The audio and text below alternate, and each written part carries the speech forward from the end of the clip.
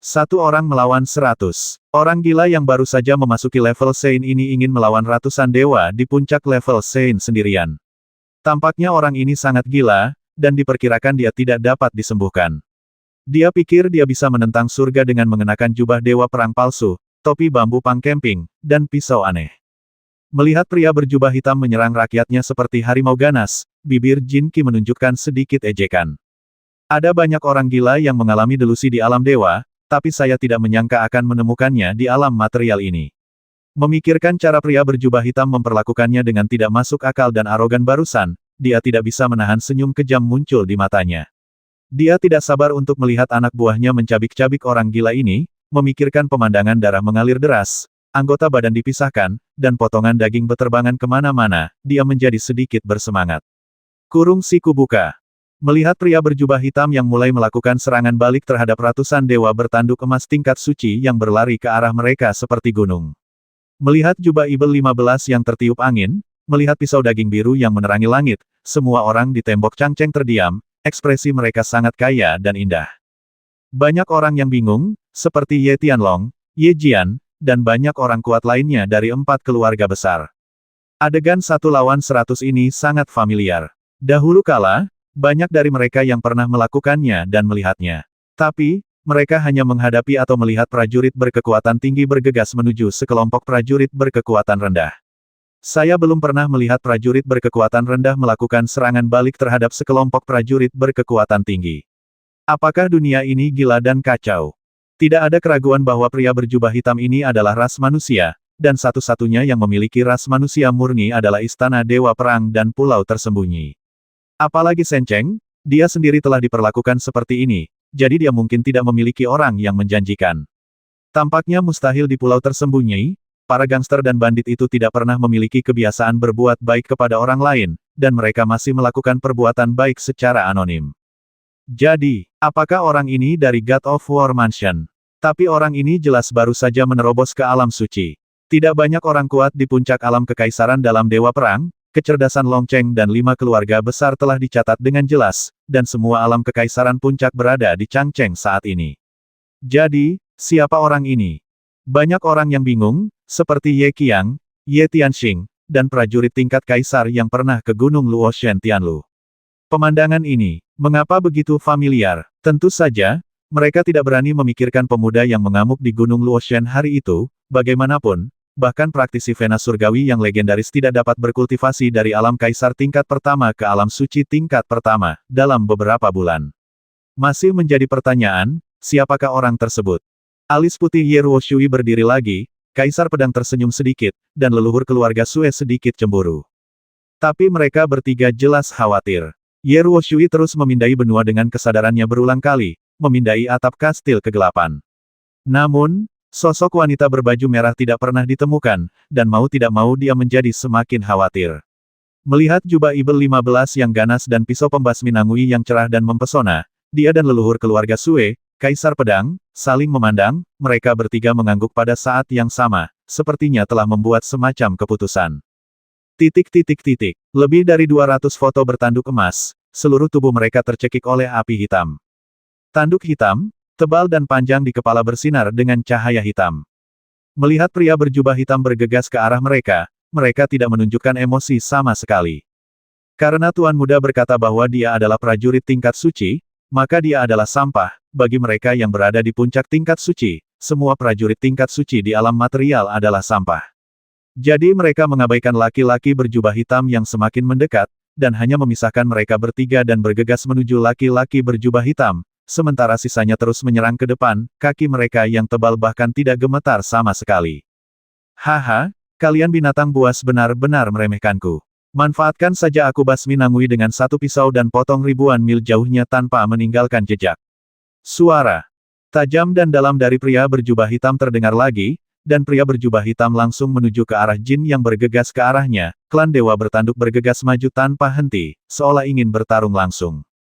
Penghancur dewa bertanduk emas. Pergilah ke neraka. Tanduk hitam di kepala 3 klan dewa bertanduk emas lebih sering bersinar, dan ada sedikit kekejaman dan sedikit ejekan di sudut mulut mereka. Manusia mungil ini menghadapi tanduk emas mereka bertiga dan tidak menghindar. Anda harus tahu bahwa bahkan ahli tingkat dewa biasa pun tidak akan berani menerima pukulan seperti itu dari mereka bertiga.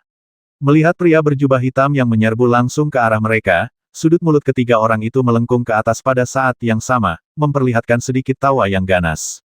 Hanya saja, senyum di sudut mulut mereka belum melebar, namun mereka merasakan fluktuasi tiba-tiba di ruang dekat pria berjubah hitam, dan fluktuasi ini dengan cepat ditransmisikan ke ruang dekat mereka bertiga, seperti batu yang dilempar ke dalam danau, dan tiba-tiba muncul riak-riak. Ketika fluktuasi melanda mereka, tiba-tiba terjadi perubahan. Mereka merasa seolah-olah tubuh mereka yang maju tiba-tiba menabrak dinding dan berhenti tiba-tiba. Bukankah ini yang paling membuat mereka takut? Yang menakutkan adalah, mereka tiba-tiba menyadari bahwa mereka sepertinya tidak bisa bergerak. Kemudian, mereka melihat semburan cahaya ungu centil, dan mereka bertiga benar-benar kehilangan kesadaran. Ketika mereka sadar kembali, mereka bahkan lebih ketakutan, mereka menemukan bahwa tubuh mereka sepertinya melayang terus-menerus. Tidak, kepala mereka terus tertunduk. Mereka melihat kepala pihak lain terjatuh dengan cara yang sama. Tubuh pihak lain yang masih tegak terus-menerus menyemburkan aliran darah biru. Kemudian, mereka bertiga kehilangan nyawa di saat yang bersamaan. Kesadaran. Fiuh. Para dewa bertanduk emas di kedua sisi masih bergegas maju, namun para dewa bertanduk emas di belakang mereka melakukan pemberhentian darurat pada saat yang bersamaan. Mereka berkedip di saat yang sama, melihat ketiga tubuh yang masih berdarah dan tiga kepala bermata besar di tanah, bingung. Kurung siku buka. Bagaimana situasinya? Sebelum mereka bisa berpikir jernih, sosok hitam itu terus berlari ke depan tanpa ada gerakan apapun. Saya baru saja melihat fluktuasi aneh di ruang itu, dan kemudian cahaya ungu menyala. Kemudian, pria berjubah hitam berjalan dengan sangat mudah melewati pusat klan dewa bertanduk emas yang berdiri dengan bodoh, dengan sosok yang sangat anggun. Sebuah pisau aneh, dengan gelombang biru pada pisaunya, langsung menggores leher Protos bertanduk emas konyol itu, dan bahkan tidak melihatnya. Terus bergerak maju dengan anggun, setelah beberapa saat, beberapa kepala di belakangnya perlahan jatuh, dan darah hijau mulai mengalir deras. Jubah Ibel 15 hitam dan pisau pembasmi Nangui melesat ke depan dalam garis lurus seperti kilat, hanya dalam sekejap mata, dia berhasil melewati formasi klan Dewa Tanduk Emas, dan akhirnya dia bergegas ke belakang tim, lalu dia berhenti. Di belakangnya ada deretan tubuh tanpa kepala yang berlumuran darah, serta kepala yang tak terhitung jumlahnya dengan mata terbelalak. Tik-tok, tik-tok, tik-tok. Begitu pria berjubah hitam itu setengah menjalani tugasnya, semua dewa bertanduk emas di kedua sisi berhenti menyerang. Mereka semua dengan bodohnya menatap angin puyuh hitam, yang samar-samar bertiup melewati mereka. Sampai, kepala terakhir jatuh ke tanah. Ada keheningan di lapangan, keheningan yang mematikan. Satu-satunya suara hanyalah suara jubah mirip Ibel 15 dari pria berbaju hitam yang tertiup angin, dan suara darah menetes dari pisau daging. Tik-tok, tik-tok, tik-tok. Darah terus menetes dari ujung pisau pria berbaju hitam itu dan menetes ke tanah. Tanah kuning diwarnai biru dan hitam, dan wajah ribuan orang di Changcheng diwarnai biru dan hitam, langit di atas Changcheng tampak lebih gelap saat ini. Angin semakin kencang, dan badai sepertinya akan datang. Tidak mudah memilih nama, membasmi Nangui dengan satu pisau dan tidak meninggalkan jejak sejauh ribuan mil. Apakah ini tindakan yang disebut membasmi Nangui dengan satu pisau dan tidak meninggalkan jejak sejauh ribuan mil? Jin Qi tidak memikirkan apapun saat ini, tetapi terus meneriakkan nama gerakan yang baru saja dikatakan pria berjubah hitam itu. Pemotongan ini benar, tapi bagaimana bisa tidak meninggalkan jejak? Bukankah ada darah di pisaunya? Tidak baik memberi nama acak itu salah, sangat tidak bermoral memberi nama acak. Kurung siku buka. Ye Tianlong bahkan lebih bingung, Ye Jian bahkan lebih bingung, dan mereka yang baru saja bingung semakin bingung sekarang. Ini, situasi tidak dapat dijelaskan. Apakah membasmi prajurit tingkat suci tertinggi di alam suci tingkat pertama benar-benar sama dengan membasmi Nangui? Apakah dunia ini gila? Apakah ini keadaan dunia sebelumnya? Banyak orang mulai menggosok mata mereka, tetapi ketika mereka membuka mata, mereka masih melihat mayat di tanah, punggung pria kulit hitam berdiri dengan bangga, dan pisau daging berlumuran darah. Ye Qiang semakin bingung, Ye Tianxing semakin bingung, dan tentu saja orang yang melihat pemuda itu beraksi di Gunung Luoshan semakin bingung. Cahaya ungu yang memikat itu benar, begitu pula temperamen dan metode pembasminya. Tapi mereka masih tidak percaya, mungkinkah pemuda itu benar-benar seorang guru Vena surgawi? Ataukah ada orang lain di dunia ini yang mempunyai kemampuan yang sama dengan anak itu? Kalau tidak, bagaimana kita menjelaskan fluktuasi spasial ini? Bagaimana Anda menjelaskan jubah dan pisau daging ini? Ye Ruoshui tersenyum, Kaisar Pedang tersenyum, dan leluhur keluarga Sue tersenyum. Pada saat ini, mereka tidak mengirimkan kesadaran spiritual mereka untuk mencari wanita tersebut. Sebaliknya, mereka saling memandang lagi, ekspresi serius mereka menjadi lebih tegas, dan mereka memegang senjata lebih erat di tangan mereka. Saat tetes darah terakhir menetes, pria berjubah hitam itu perlahan berbalik tanpa mengucapkan sepatah kata pun, dan sedikit mengangkat topi bambu di kepalanya, topeng unicorn di wajahnya tampak sedikit lebih ganas. Angin yang lebih kencang juga meniup jubah Ibel 15-nya lebih keras. Ups, dia mengangkat pisau daging di tangannya dan bergegas ke kiri lagi, seperti angin puyuh hitam, bertiup menuju klan dewa bertanduk emas di sebelah kiri. Ibel 15, dia Ibel 15. Ibel 15 ada di sini, lari. Petik 2, petik 2. Baru setelah beberapa kepala melayang lagi, klan dewa bertanduk emas terbangun, dan wajah mereka semua berubah menjadi biru tua, dan tato telah berhenti berkeliaran. Ketakutan dan rasa takut yang tak terbatas memenuhi mata mereka, mereka takut dan mulai berlari. Protos tanduk emas yang agung tidak takut pada pertempuran apapun, juga tidak takut mati, tetapi menghadapi situasi yang aneh. Mereka ketakutan, dan mereka lari tanpa ragu-ragu. Ketakutan adalah hal yang paling mudah untuk disebarkan. Ketakutan, seperti halnya kegilaan, akan menyebar tanpa batas setelah menular. Jika pria berjubah hitam lebih kuat dari mereka, mereka tidak akan takut, sebaliknya kematian rekannya akan merangsang golongan darahnya dan membuat mereka gila. Tapi, situasi ini sekarang terlalu aneh, ini, hanya Ibel 15-9 meter legendaris yang memiliki metode seperti itu. Tidak itu benar. Jin Qi akhirnya terbangun dari Golden Horn Protoss yang melarikan diri dengan panik di bawah. Pada saat itu, dia menemukan banyak hal. Misalnya, nama jurus ini pasti salah, misalnya pria berjubah hitam pasti mendapatkan harta kaisar jiwa. Bukannya dia belum pernah melihat yang lemah membasmi yang kuat. Sebagai satu-satunya putra Raja Darah, dia telah melihat banyak hal seperti itu. Tapi para pejuang yang bisa membasmi yang kuat dengan yang lemah. Itu semua karena mereka memiliki harta yang paling berharga. Dan di mana terdapat harta karun di bidang material ini, disitulah kaisar jiwa dapat eksis di paviliun dewa kecil yang ditinggalkan oleh aliran turbulensi ruang bidang ini. Kemunculan jubah dewa perang ini dapat dengan mudah dijelaskan, pria berjubah hitam ini telah memperoleh harta peninggalan kaisar jiwa. Demikian pula dengan tujuan perjalanannya, pedang dewa ke-12 pasti tertuju pada pria berbaju hitam. Harta karun apa yang bisa dengan mudah membasmi sekelompok puncak tingkat suci dengan kekuatan orang suci tingkat pertama?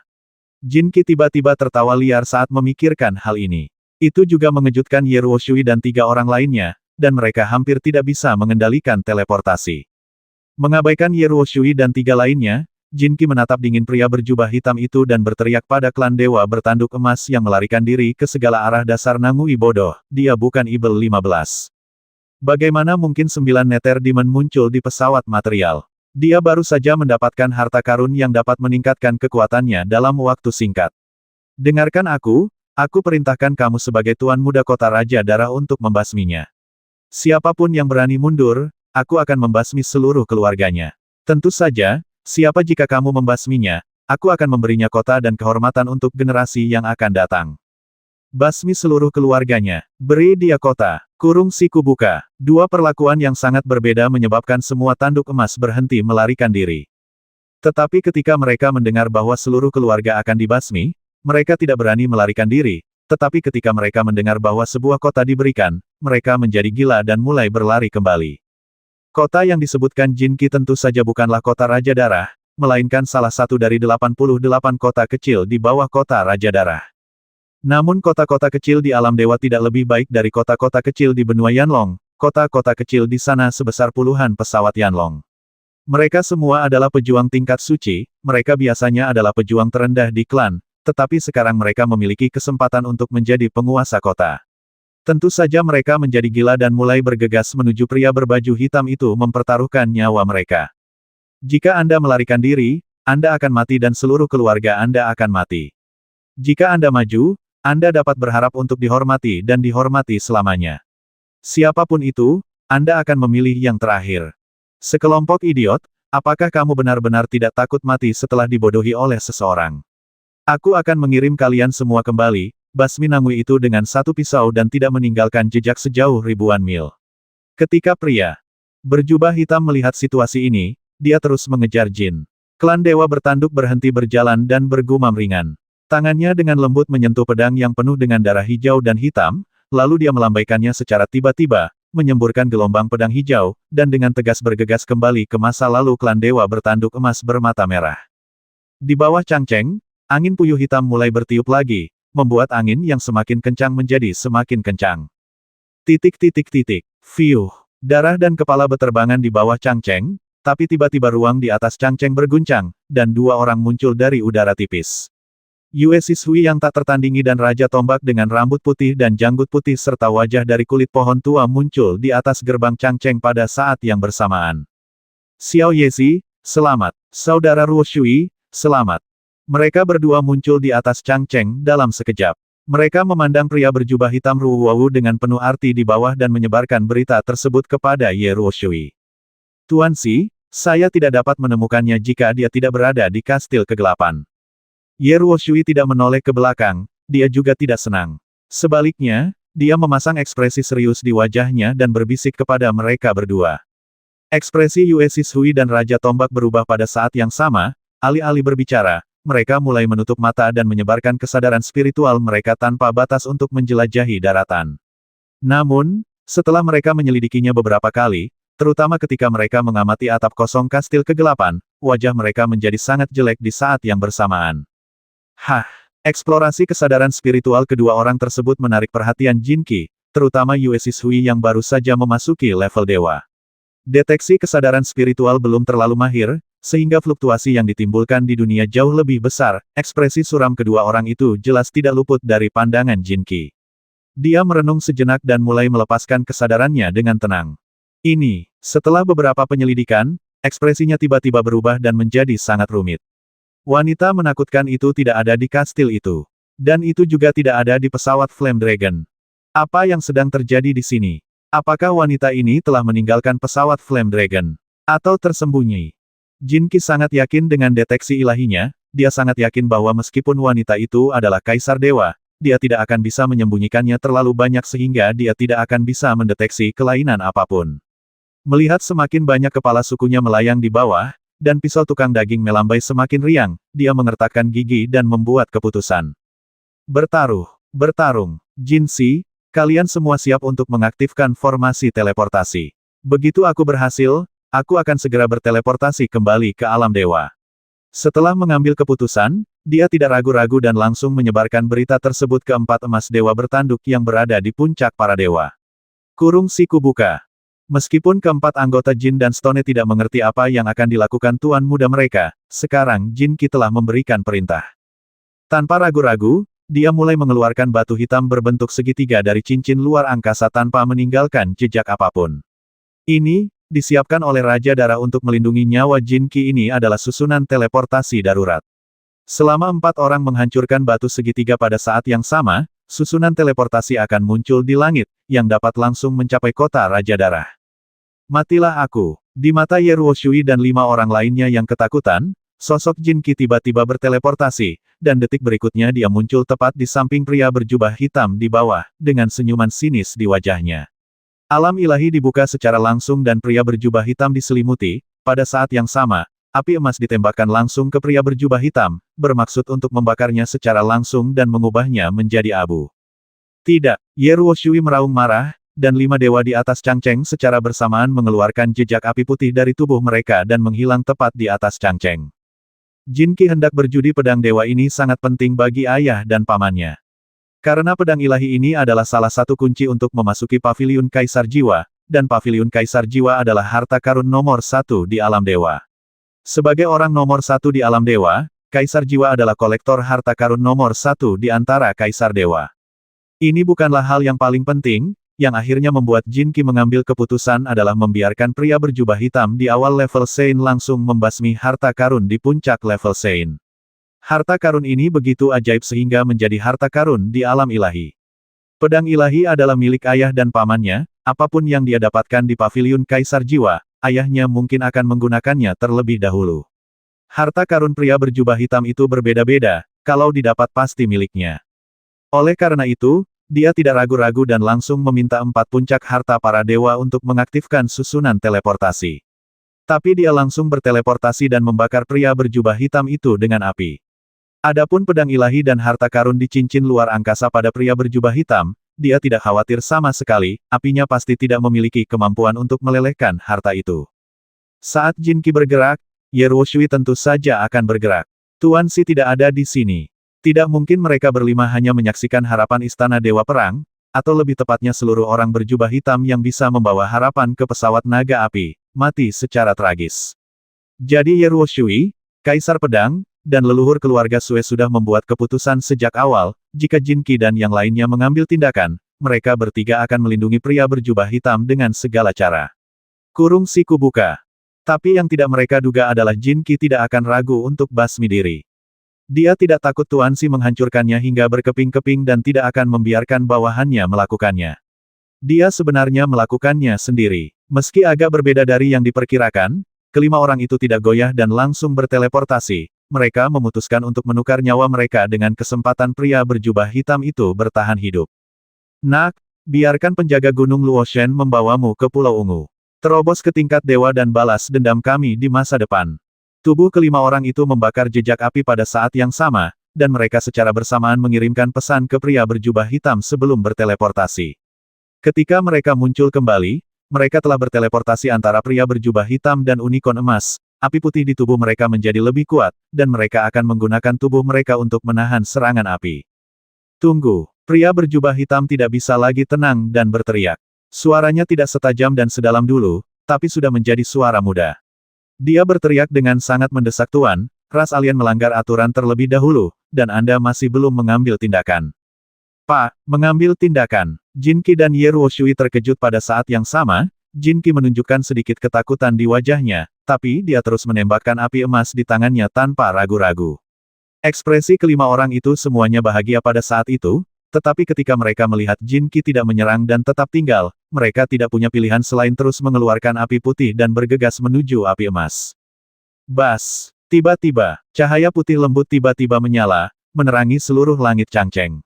Cahaya ini, begitu hangat, nyaman, dan nyaman sehingga tak seorang pun di Changcheng ingin pindah.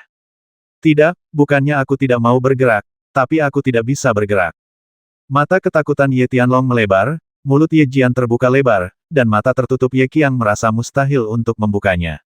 Klan Dewa Bertanduk Emas, 4 Dewa Puncak, menemukan bahwa mereka tidak dapat menggerakkan tangan yang hendak menghancurkan batu Dewa Segitiga.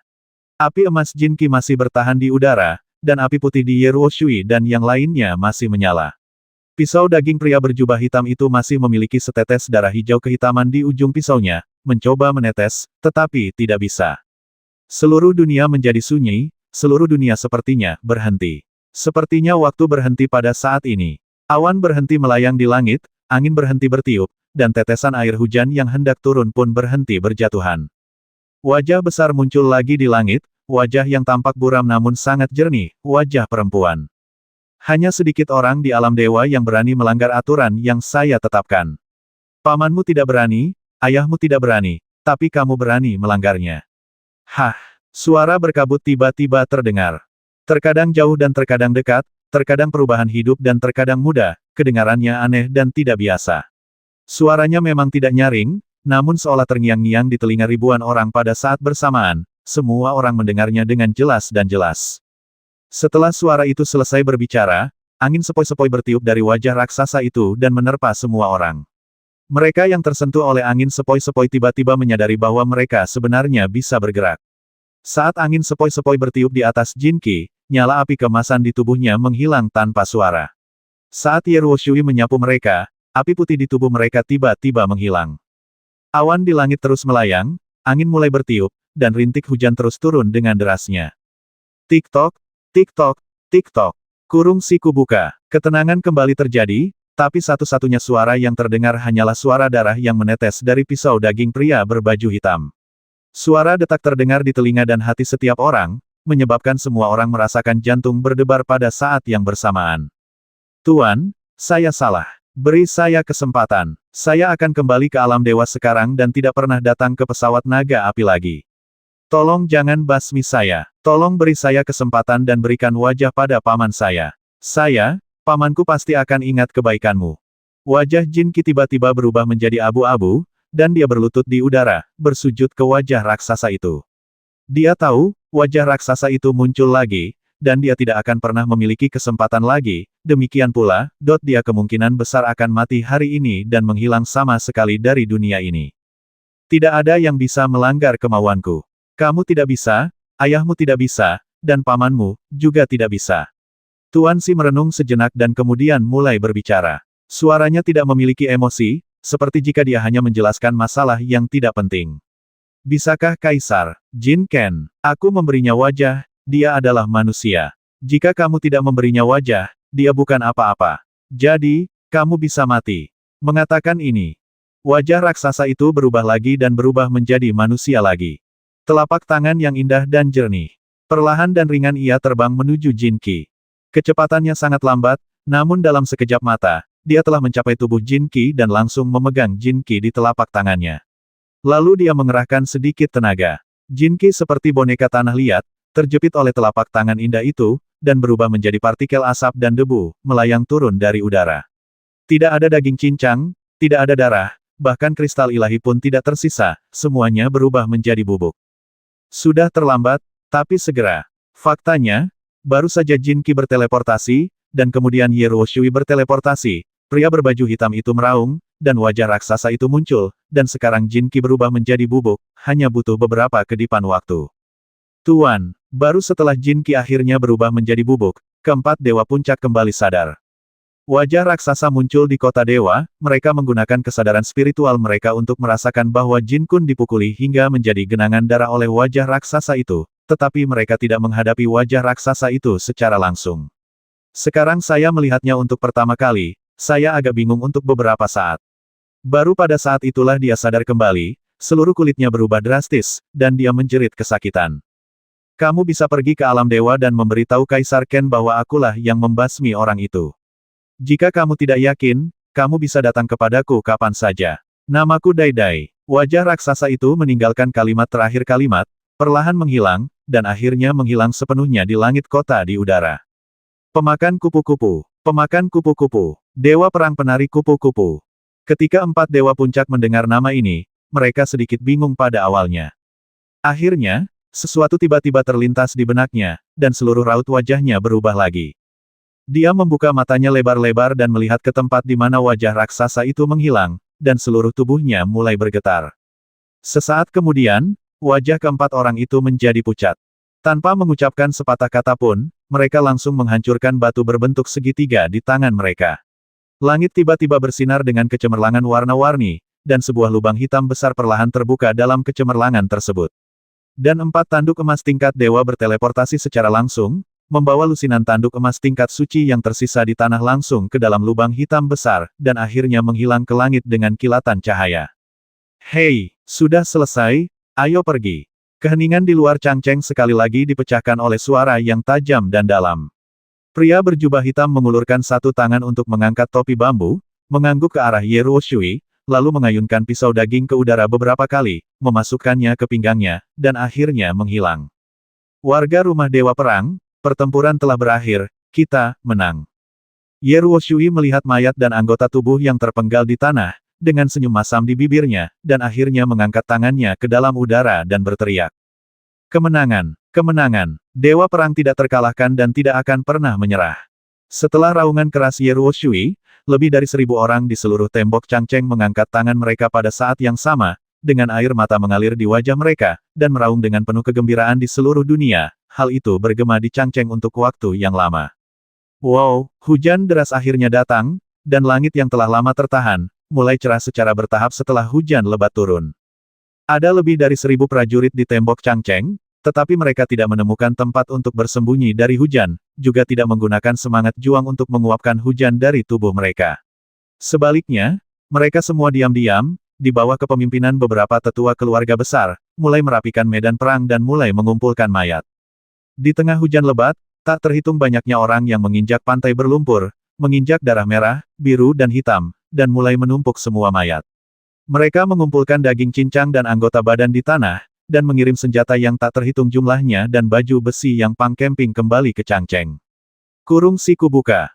Setelah beberapa saat sibuk bekerja, ketika hari masih gelap gulita, medan perang akhirnya beres.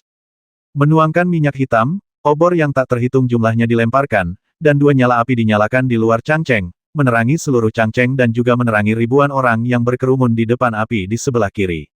Ratusan elit benih dari pegunungan belakang Yejiabao tiba di sini lebih awal, dan semua orang di Changcheng yang masih bisa berdiri datang ke sini. Semua orang memandangi tulang dan anggota tubuh yang berangsur-angsur menjadi hitam di dalam api dengan ekspresi serius. Pada saat yang sama, dia meletakkan satu tangan di dadanya, mengangkat kepalanya sedikit ke arah langit, memejamkan mata, dan berdoa dalam hati. Dewa perang tidak terkalahkan, jangan pernah menyerah, teruslah maju. Saat Ye Ruoshui meraung, raungan besar terdengar di luar Changcheng. Raungan itu menembus langit dan bergema di seluruh bumi, penuh kesedihan, penuh nostalgia, penuh berkah. Pada saat itulah, hujan akhirnya berhenti, angin kencang berhenti bertiup, awan gelap di langit perlahan memudar, bulan cerah menampakkan wajahnya yang malu-malu, dan bumi kembali diselimuti keheningan dan kedamaian, suasana. Beberapa orang tidak pergi ke pemakaman di luar Changcheng. Dengan bulan jatuh di atas kota, Ye Qingwu dan Ye Qingyu memandang Ye Qinghan yang sedang berbaring diam di tempat tidur batu giok putih dengan rasa khawatir. Di sebelahnya, Tuan Lu memejamkan mata dan memeriksanya. Baru saja, mereka bertiga sedang menunggu dengan cemas di paviliun Xiaoyao. Tapi tiba-tiba Ye Qinghan, yang sudah lama dia lihat, muncul lagi. Mengenakan jubah aneh, memegang topeng unicorn di tangannya, dan pisau aneh tertancap di pinggangnya, dia tersenyum pada mereka bertiga, namun tiba-tiba pingsan di tanah. Mereka bertiga terkejut pada saat yang sama. Mereka segera membawa Ye Qinghan ke kamar dan hendak mencari Tuan Lu. Tuan Lu rupanya sudah menyelidiki dan berteleportasi secara langsung. Apa kabar, Tuan Lu? Apakah Xiao Hanzi baik-baik saja? Ye Qingwu terus menatap Tuan Lu, dan ketika dia melihatnya tiba-tiba membuka matanya, dia bertanya dengan mendesak. Yue Qingcheng dan Ye Qingyu juga menaruh harapan mereka pada Tuan Lu. Ini bukan masalah besar, anak ini bekerja terlalu keras. Jiwanya terkuras terlalu banyak dan dia mengalami koma yang parah. Saya memberinya ramuan yang menyehatkan jiwa dan beristirahat selama 10,5 bulan dan dia akan baik-baik saja. Tuan Lu melihat wajah pucat Ye Qinghan dengan rasa kasihan, dia menggelengkan kepalanya dan menghela nafas. Pada saat yang sama, dia menyentuh cincin luar angkasa, mengeluarkan ramuan hijau, dan membuka paksa mulut Ye Qinghan. Cahaya putih lembut terpancar dari tangannya, menyebabkan ramuan obat langsung berubah menjadi tetesan cairan cian, yang menetes ke mulutnya. Yah, kalian harus menjaganya dengan baik di paviliun Xiaoyao. Tidak ada yang terjadi di luar, jadi jangan khawatir. Setelah Tuan Lu mengatakan itu, dia berteleportasi. Setelah Ye Ruoshui sibuk dengan pemakaman, dia memberi isyarat agar semua orang kembali beristirahat dan menunggu sampai besok untuk membicarakan semuanya. Dia dan 4 orang lainnya kembali ke gua kecil tempat dia mundur. Bencana yang menghancurkan dunia akhirnya telah berlalu. Rumah Dewa Perang akhirnya diselamatkan. Sayangnya Kaisar Pedang dan hampir 1.000 prajurit telah meninggal. 2 kakak laki-laki tertua, Kaisar Pedang dan Kaisar Tombak, jangan terlalu sedih. Kembali ke gua, Ye Ruoshui duduk di kursi utama, dia menghela nafas dalam-dalam, berbalik dan berbicara kepada semua orang. Kami tidak sedih. Saudaraku, dia pergi sambil tersenyum. Sekarang bencana telah berlalu, kurasa dia bisa tersenyum pada Jeuyu. Raja senjata kembali dari luar, tapi dia tidak begitu sedih.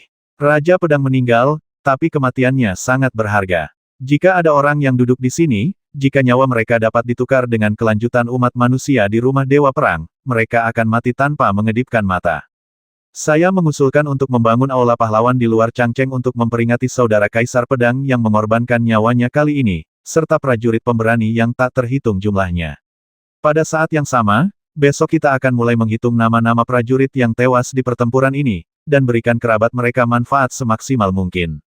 Subsidi. Semua biaya yang diperlukan akan ditanggung oleh keluarga Yue. Bagaimanapun, keluarga Yue tidak berkontribusi banyak kali ini. Kurung siku buka. Yue Sishui berbicara dengan tenang dan mulai memikirkan tentang masalah belas kasih setelah perang. Orang-orang kuat dari keluarga Yue semuanya baik dalam jiwa. Dan tidak ada seorang pun di puncak alam suci. Itu tidak akan berpengaruh apapun pada perang ini, jadi tidak ada yang dikirim ke Changcheng. Ya, kita tidak hanya harus membangun aula pahlawan, tapi juga mencatat semua orang berjasa dalam sejarah Istana Dewa Perang, agar Kaisar Pedang dan yang lainnya akan dikenang selamanya dan tetap di hati anak-anak. Istana Dewa Perang selamanya. Nenek moyang keluarga Sue melamar lagi, yang jelas lamaran ini sudah disetujui semua orang, siapa yang tidak ingin terkenal selamanya. Adapun Kaisar Pedang, mereka harus dicatat dalam catatan sejarah, jika tidak, bagaimana mereka bisa memenuhi kontribusinya. Yah, ngomong-ngomong, apakah kamu ingin memasukkan anak laki-lakimu itu? Dia keluar dengan wajah tertutup. Mungkinkah ada sesuatu yang tidak dapat diungkapkan? Saat itulah Kaisar Pedang berbicara lagi. Pada saat pria berjubah hitam muncul, kata mereka berlima, saya langsung mendeteksinya dengan indera spiritual saya. Mereka mengenal Ye King Han, ahli peringkat bumi teratas, karena mereka telah menyelidikinya sebelumnya. Kontribusi Ye King Han kali ini sangat besar, dan dapat dikatakan bahwa dia adalah orang kedua setelah Kaisar Pedang. Jika itu ditulis dalam buku sejarah, atau jika identitasnya tersebar, dia pasti akan menjadi terkenal di daratan. Belum lagi usianya, katakan saja dengan kekuatan Saint Realm level pertama, dia bisa langsung membasmi sekelompok puncak Saint level, yang cukup menimbulkan sensasi di daratan. Hanya saja, Ye King Han muncul dengan wajah tertutup, dan juga sengaja mengubah suaranya, ia juga menyembunyikan pisau panjang ikoniknya dan menggunakan pisau daging. Ini jelas karena Ye King Han tidak ingin mengungkapkan identitasnya, setidaknya dia tidak ingin terlalu banyak orang mengetahui bahwa pria berjubah hitam itu adalah dia. Aku tidak tahu alasannya. Aku bahkan tidak tahu di mana dia sekarang. Anak ini punya terlalu banyak rahasia. Karena dia menyembunyikan identitasnya, dia pasti punya niatnya sendiri. Kami akan membantunya menyembunyikan masalah ini untuk sementara waktu, saat ini. Kapan dia muncul di masa depan izinkan saya bertanya dengan hati-hati. Jejak kebanggaan melintas di mata Ye Ruoshui, tapi itu hilang dalam sekejap, dan dia berkata. Beberapa orang mengangguk pada saat yang sama dan tidak menanyakan rahasia Ye King Han. Ye King Han berhubungan dengan wanita kuat di hutan gelap, jadi tidak mengherankan jika dia memiliki beberapa rahasia. Yah, anak ini memiliki masa depan yang cerah. Saya pikir kita bisa memberitahunya rahasia benua Yanlong. Apakah benua itu bisa diselamatkan? Saya pikir satu-satunya harapan ada pada dirinya. Anak ini telah memberi kita terlalu banyak keajaiban. Saya berharap masuk akhirnya dia bisa keluar dari sumur kematian ini, dan kemudian mengembalikan benua Yanlong ke dunia yang cerah dan makmur. Kaisar Pedang mengingat angin puyuh hitam di luar Changcheng. Dia terkejut dan tiba-tiba berkata, ya, anak ini sangat mesum, dan dia memiliki hubungan yang begitu erat dengan pria di kastil. Jika dia tidak bisa menyelamatkan benua, menurutku orang tua seperti kita akan semakin tidak mampu. Nenek moyang keluarga Sue mengangguk, cahaya di matanya berkedip-kedip, seolah dia melihat secercah cahaya. Oke, saat dia kembali, kita akan mendiskusikannya secara detail dengannya. Adapun langkah terakhir yang bisa dia ambil, itu tergantung pada pengaturan Tuhan. Ye Ruoshui melihat mereka berempat bersinar, menatapnya dengan harapan, keputusan segera diambil. Di Changcheng setelah hujan lebat, ke-13 jalan tersapu bersih dan terlihat sangat nyaman. Pada saat ini, bulan kembali menggantung tinggi di langit, mewarnai seluruh Changcheng menjadi warna putih bulan. Hanya ada 1000 orang di Changcheng malam ini, dan mereka semua berkumpul di alun-alun di luar istana Tuan Kota. Orang-orang kuat dari keluarga Ye bekerja tanpa lelah untuk membawa sejumlah besar makanan matang dan sejumlah besar minuman beralkohol dari benteng Yejia, dan mulai makan di alun-alun. Bukan karena mereka lapar, bukan karena mereka lelah.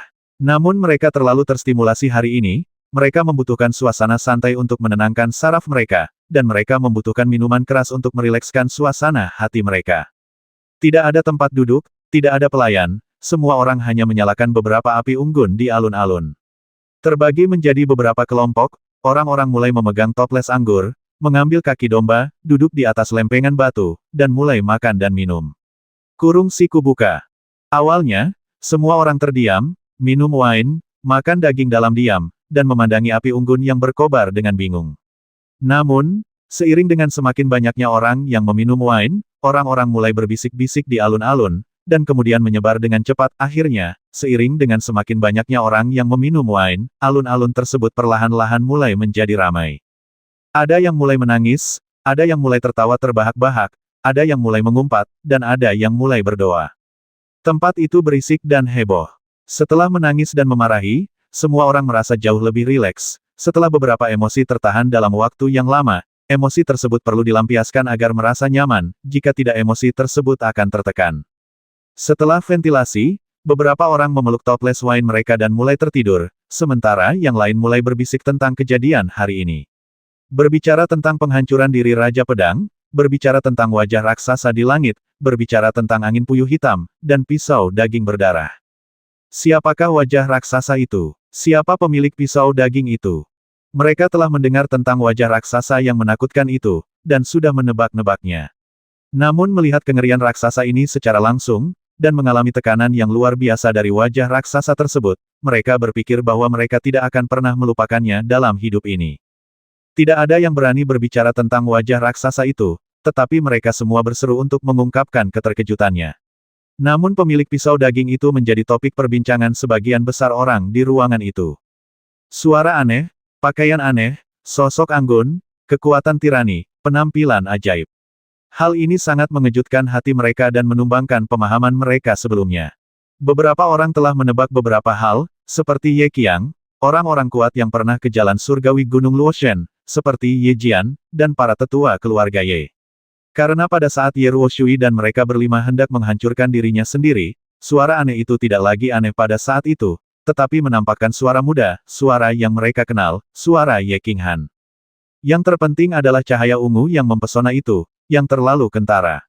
Ini adalah keterampilan khas Ye Qinghan. Tak seorang pun di dunia ini harus bisa memilikinya. Bagaimanapun, hanya ada satu binatang pemakan jiwa. Tapi, mereka masih belum berani memastikannya. Lagi pula beritanya sangat mengejutkan hingga mereka tidak bisa mempercayainya. Pada usia 21 tahun, dia berada di alam suci dan keseluruhan kekuatannya tidak terkalahkan di tingkat dewa. Ini berarti tidak ada praktisi Tianmai dalam sejarah yang memiliki kekuatan ini. Ini hanyalah sebuah keberadaan yang ajaib. Semuanya, dengar, masalah orang dewasa hari ini dan masalah pria berjubah hitam dilarang untuk dibicarakan atau disebarkan, jika tidak seluruh istana dewa perang akan diburu. Ini adalah masalah yang diputuskan oleh kita berlima, ingat. Pada saat ini, suara samar terdengar di alun-alun, benar-benar menekan diskusi semua orang di alun-alun. Mereka semua mengenali suara ini, itu adalah suara Ye Ruoshui. Semua orang di alun-alun segera menutup mulut mereka, bukan karena mereka takut pada Ye Ruoshui, tapi karena mereka menghormati keinginan 5 orang kuat tingkat dewa dan keinginan Santo pelindung istana dewa perang. Dalam beberapa hari berikutnya, seluruh Changcheng menjadi sibuk, penduduk asli Changcheng mulai dikirim kembali, dan para pejuang keluarga Ye mulai berkumpul menuju Changcheng. Pembangunan aula pahlawan yang besar dimulai di luar Changcheng. Banyak orang mulai berbondong-bondong ke Changcheng, beberapa di antaranya datang untuk memberi penghormatan kepada tempat terjadinya pertempuran.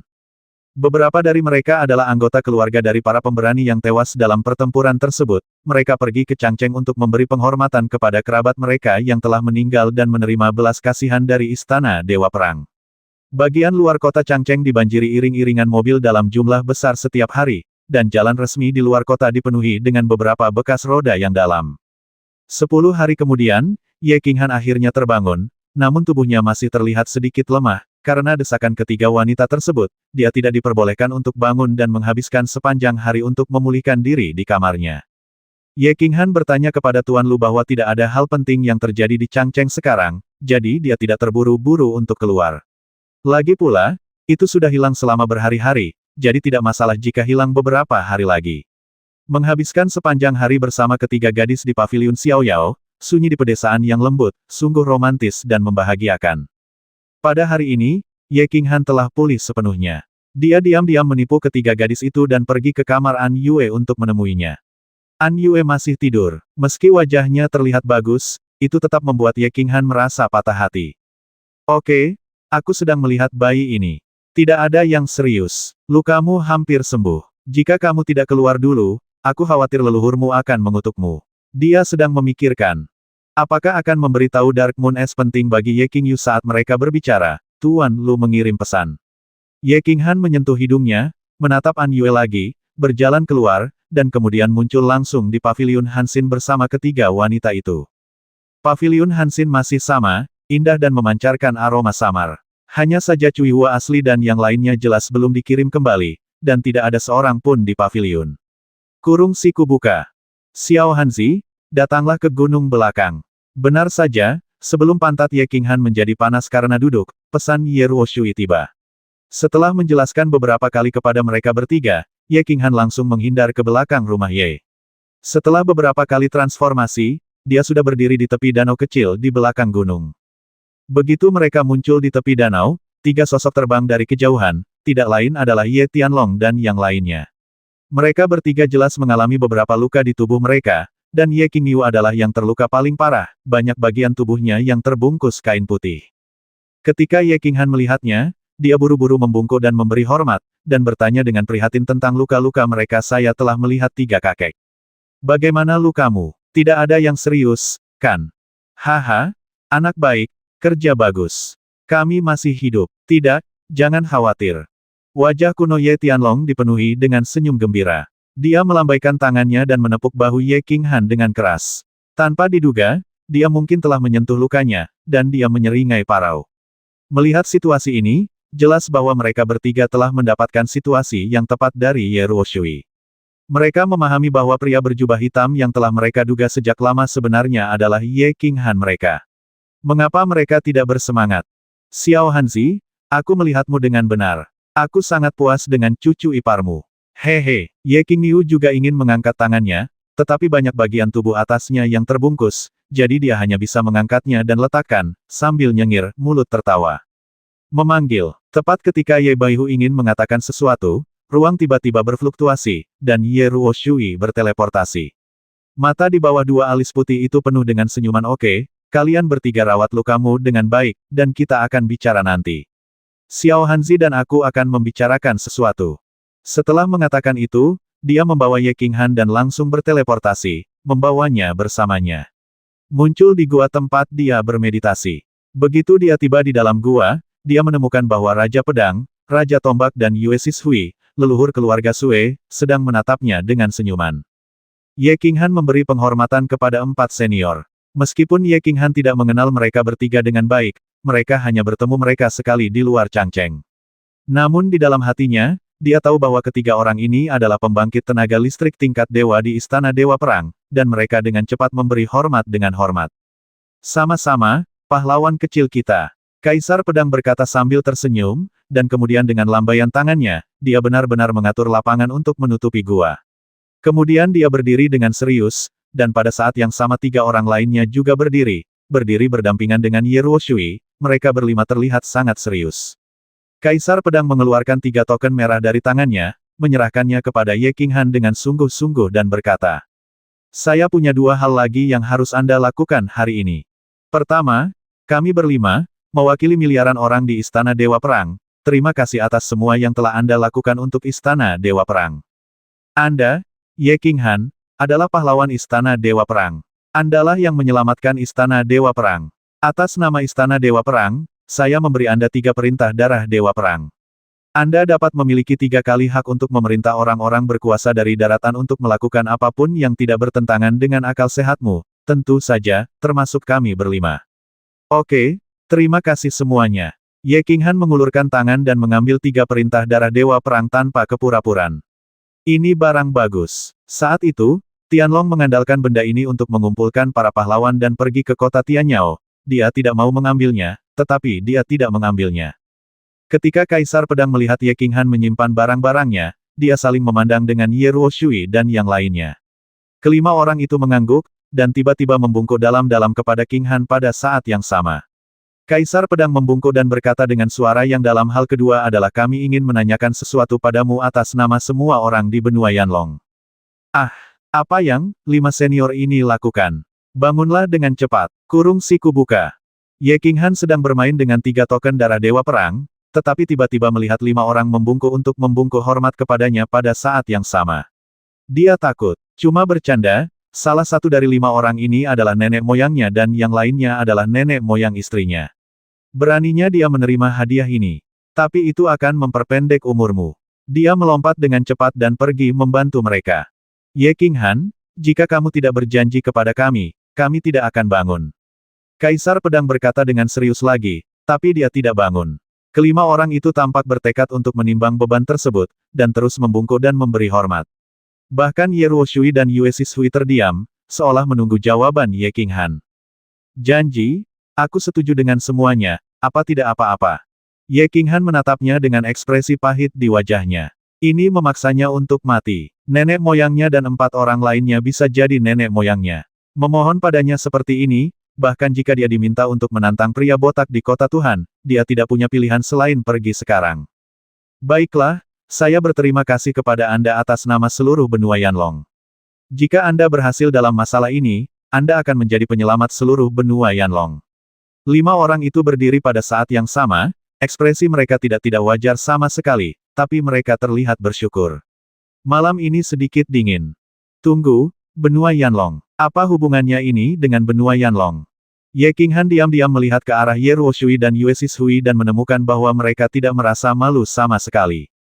Kemudian dia mengguncang tubuhnya dan bertanya dengan heran, tapi di dalam hatinya bahkan jika kamu menabuh genderang, itu telah dibawa ke benua Yanlong, bagaimana bisa itu masalah kecil? Sepertinya kelima orang tua ini akan membebani diri mereka sendiri. Di saat yang sama, dia juga sangat bingung, apakah tidak ada hal besar yang terjadi di benua Yanlong? Sekarang orang asing telah terbasmi dan mereka yang mundur telah mundur, benua ini menjadi damai. Yang kami mohon padamu adalah kamu harus mencoba yang terbaik dalam hidup ini untuk menyelamatkan benua Yanlong. Kaisar Pedang merenung sejenak dan berkata dengan sungguh-sungguh. Namun, Ye Qinghan menjadi semakin bingung saat dia mendengarkan selamatkan benua Yanlong.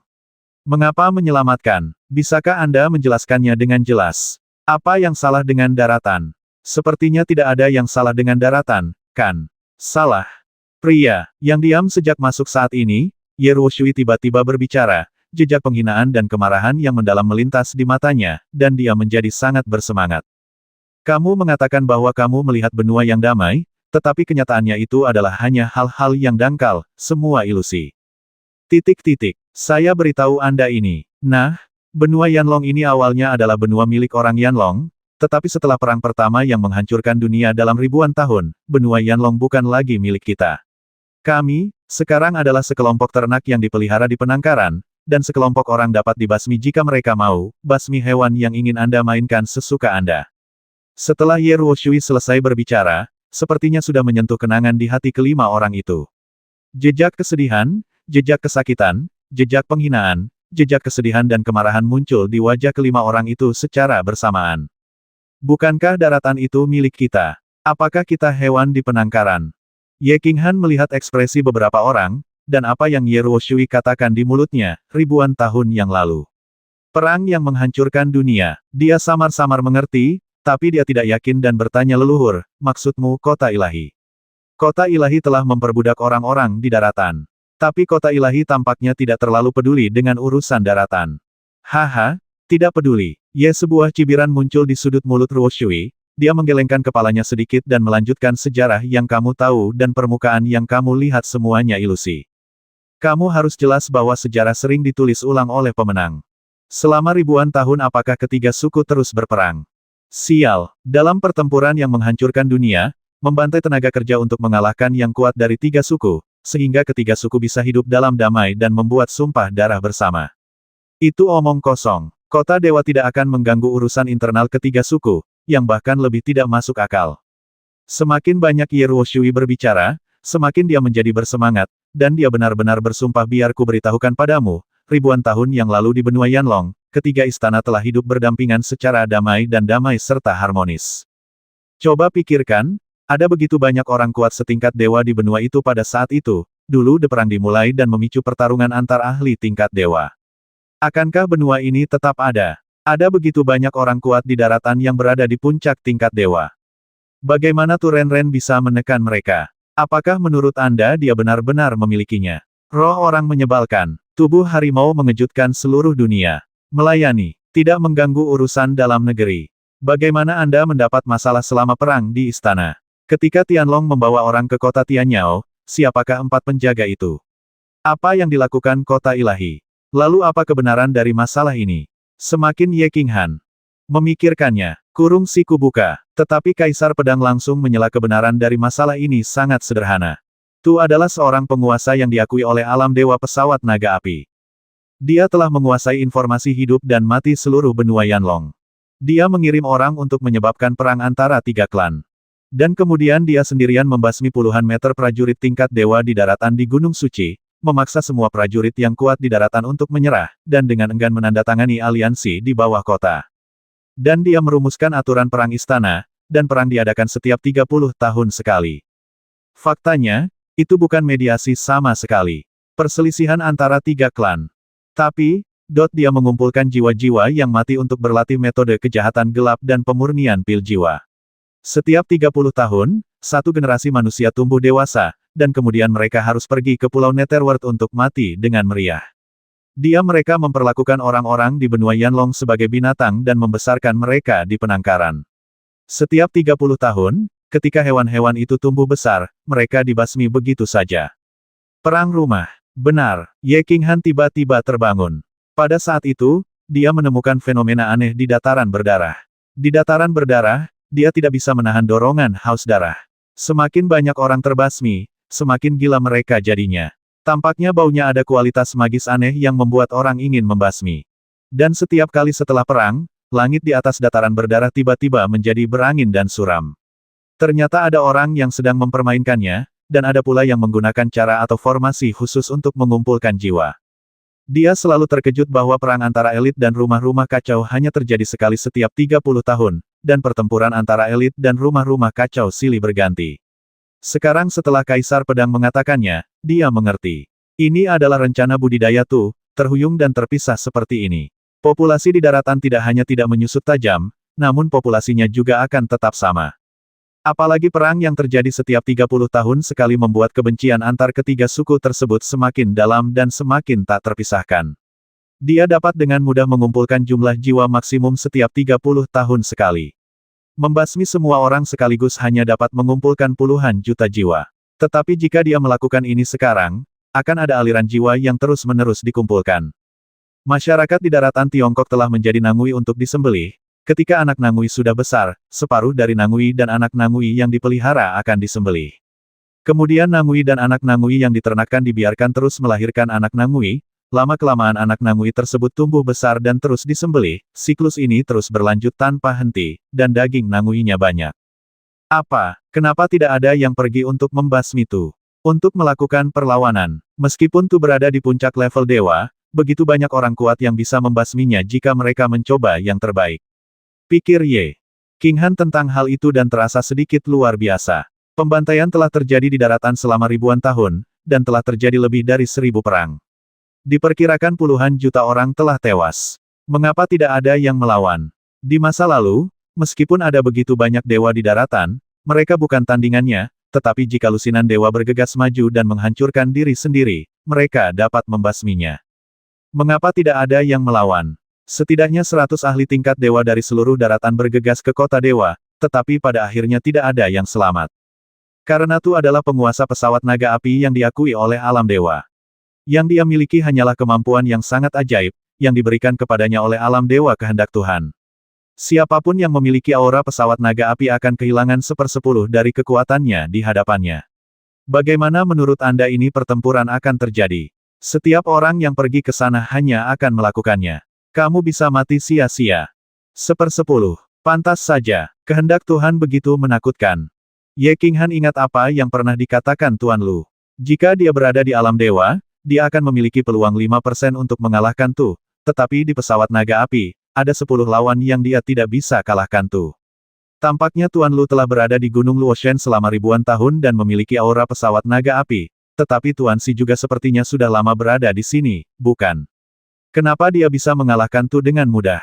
Dia sangat kuat. Setelah mengetahui semuanya, dia mengerti mengapa kelima orang itu begitu bersemangat dan sedih ketika membicarakan masalah ini. Kelima orang tersebut telah tinggal di benua Yanlong selama ratusan dan ribuan tahun, dan memiliki perasaan yang sangat mendalam terhadap benua Yanlong. Setiap 30 tahun, ratusan ribu orang akan bertempur di Pulau Netherworld, dan akhirnya berubah menjadi segumpal jiwa yang dirugikan, hanya untuk dibantai dan dikumpulkan untuk budidaya dan alkimia. Kebencian ini telah terakumulasi selama bertahun-tahun, bukankah itu membuat marah? Tidak sedih. Itu aneh. Ada satu hal yang belum ku ketahui. Apa yang bisa kulakukan? Bahkan jika aku mencapai level dewa, aku mungkin tidak bisa membasmi Tu. Bukankah kamu mengatakan bahwa dia memiliki kehendak seorang raja? Meskipun dia telah mengetahui masalahnya, dia masih sangat khawatir, ragu, dapatkah saya melakukan apa yang tidak dapat dilakukan oleh banyak orang kuat selama ribuan tahun? Kami tidak ingin kamu membasmi Tu, dan kamu tidak dapat membasmi Tu. Karena dia adalah penguasa yang diakui oleh alam dewa. Setelah pembasmiannya diketahui oleh alam dewa, tim penegak hukum alam dewa akan membasmi semua orang-orang di alam naga api. Inilah yang Guru Si katakan. Apa yang kami ingin Anda lakukan adalah berkultivasi ke tingkat dewa, lalu pergi ke Pulau Ungu, menerobos tingkat terakhir, mencapai alam dewa, dan menemukan cara untuk mencapainya. Jadilah penguasa pesawat naga api. Dengan cara ini, kamu bisa membasmi itu secara terbuka dan jujur, sehingga menyelamatkan pesawat naga api. Kaisar Pedang berkata dan membungkuk dalam-dalam lagi. Kenapa aku? Tidak bisakah kamu pergi ke alam dewa? Ye Qinghan mengangkat Kaisar Pedang dan bertanya lagi. Kami tidak bisa, karena sumur pesawat naga api Jenderal Tu telah disegel. Selama ribuan tahun, tidak ada seorang pun yang menerobos sumur mati ini dan pergi ke alam dewa. Ye Ruoshui perlahan menggelengkan kepalanya, wajahnya menunjukkan. Ada sedikit kekecewaan dalam perjalanan terakhirnya di Pulau Ungu, dia memperoleh binatang dewa yang kuat dari alam dewa yang telah berada di puncak tingkat dewa. Pesawat naga api tidak memiliki vitalitas, dan itu akan memakan waktu di setidaknya butuh puluhan ribu tahun bagi orang kuat di alam dewa untuk mencapai puncaknya. Para ahli tingkat dewa puncak saat itu semuanya dibantai, jadi. Tapi, kamu berbeda, karena kamu memiliki binatang dewa pemakan jiwa keterampilan tempur gabungan binatang buas dan abnormal, jadi Anda memiliki harapan terbaik untuk keluar dari sumur mati ini dan mengubah api menjadi api. Langit benua naga hancur, menghancurkan langit. Kotoran. Setelah mendengarkan apa yang dikatakan beberapa orang, Ye Qinghan mengutuk dalam diam dan terdiam. Orang-orang tua ini memasang jebakan untuknya dan meletakkan beban seberat 10.000 pon di pundaknya, sebuah beban yang membuatnya terengah-engah. Dia tidak pernah berpikir bahwa dia adalah Spider-Man atau Superman, dia tidak memiliki rasa keadilan yang buruk, dan dia selalu harus menyelamatkan benua dan menyelamatkan orang-orang sebagai tanggung jawabnya sendiri. Ia hanyalah manusia sederhana yang berharap bisa hidup nyaman dan bahagia. Kurung siku buka. Dia tidak pernah menjalani kehidupan senyaman ini di kehidupan sebelumnya.